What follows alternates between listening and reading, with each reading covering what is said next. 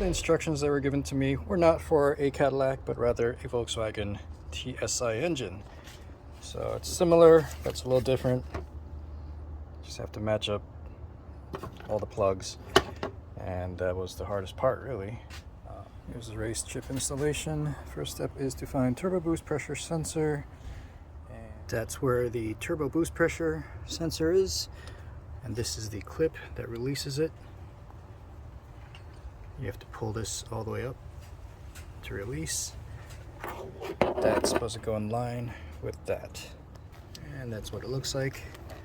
One thing to note is there are different key notches, so if it doesn't fit in, you probably have it reversed.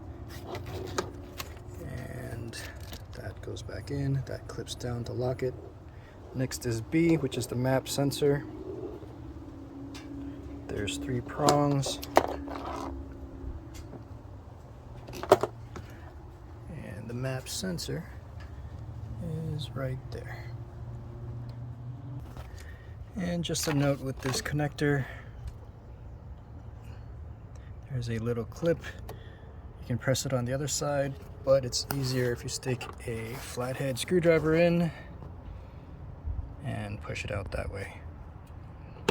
Took me a long time to figure that out. It was a lot easier with the screwdriver. Finally, you've got D, which goes into the mass airflow sensor in line here, right by the intake. I already changed my intake, so that's what it looks like. Next step is to connect this plug to the race chip itself. What you want to do is you want to pull on this purple thing so that cover comes off, and once that's pulled off, that's what it looks like. And you're going to line the race chip up. Once you line it up, you push that little purple thing and it goes in. Initially I was going to connect that to that, zip tie between them, but that would cause this to rub against the intake, so I stopped doing that, took that off, and decided to do it on this side instead. What you want to be careful is you want to make sure to zip tie this guy, not terribly tight, but just so that it doesn't hit the radiator fan, because that would be bad. There's a lot of excess wire loom, so just make sure it's zip tied and tight and it doesn't hit the fan. What I did was I secured the ECM to the fuse box. Got a wire tie there and a wire tie there. So for the intake, we got to install these little blocks, I guess. So for the intake, we got to install these little pegs so that they fit back into the holes. So there's one here, and there is one right there. I don't know if you can see it, right in the middle of the screen. And I believe there is one in the front as well.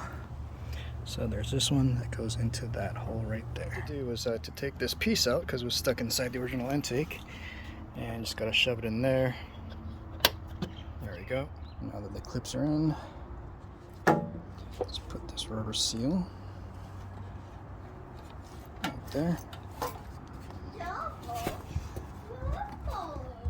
Because the rubber seal is too long and there's a piece of metal inside, what you want to do is you just want to bend this in so it looks like that.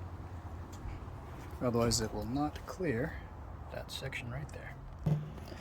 And now there's another seal here that goes in there and goes around here to prevent rattling from the intake and the box.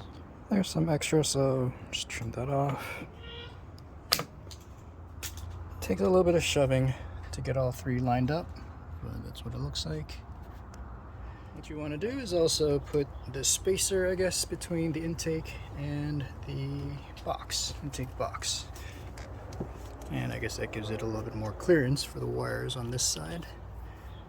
This is the final completed intake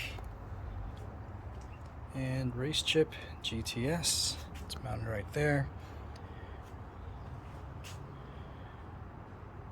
Hopefully you like this video.